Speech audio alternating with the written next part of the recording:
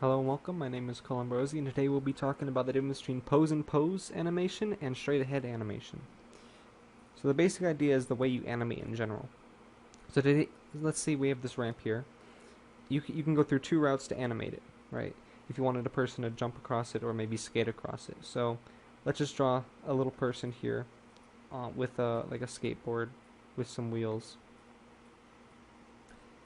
And basically you have two ways about animating this. First, you can just add frames at every point, or you can just set out the poses and do it and fill in between, allowing you to preemptively think ahead of how you're going to do things. So we have a person here.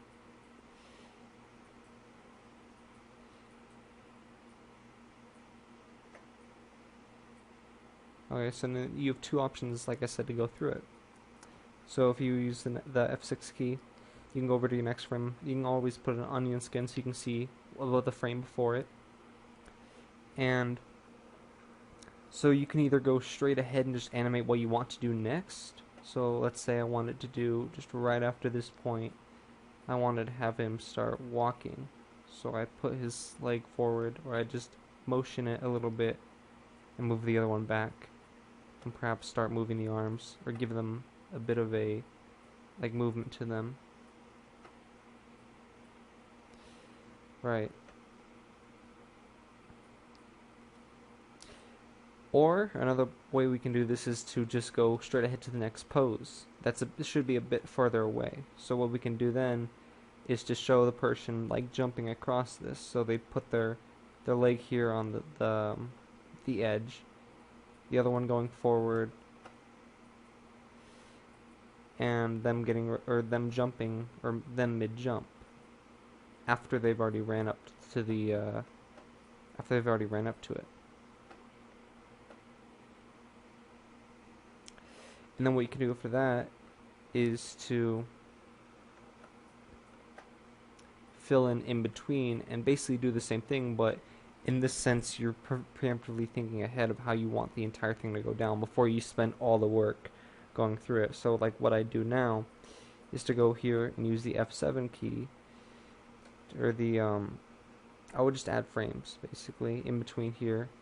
So,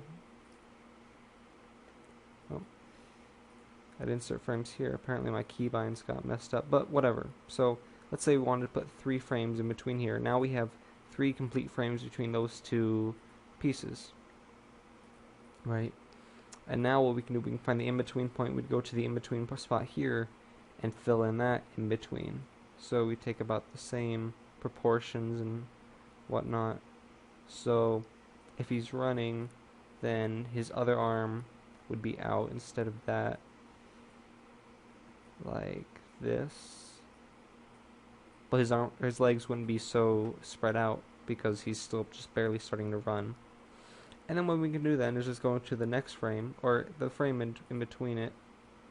Make sure we actually put a frame there. And then doing the same thing again. So we have the head here, body, onion skin.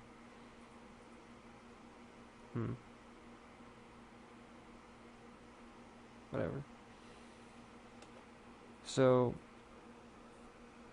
and then just go in between like this. Make sure you get like all the details down. And if you even wanted to, if you wanted the frames to go slower by, you can add even more. So let's say I wanted to do another insert frame here. If I wanted this to last longer, then I could go right in between here.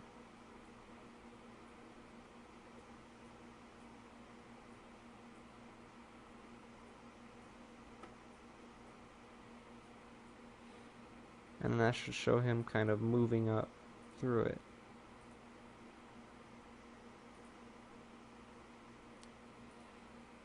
And then otherwise you can keep doing this with the new frames and showing what his other poses might be. So like midair, maybe he'd do like a roll or something. And so you can animate that out or just draw it out however you want it to be before you go through the effort of, well, drawing that.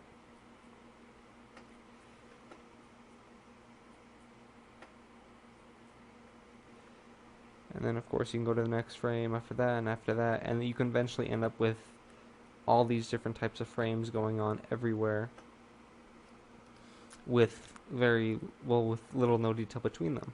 And that's where your job is to go ahead and do that, to fill that in and make it look natural. So this has been Colin Brosey with the pose to pose and straight ahead versions of animating, and hope you have a nice day.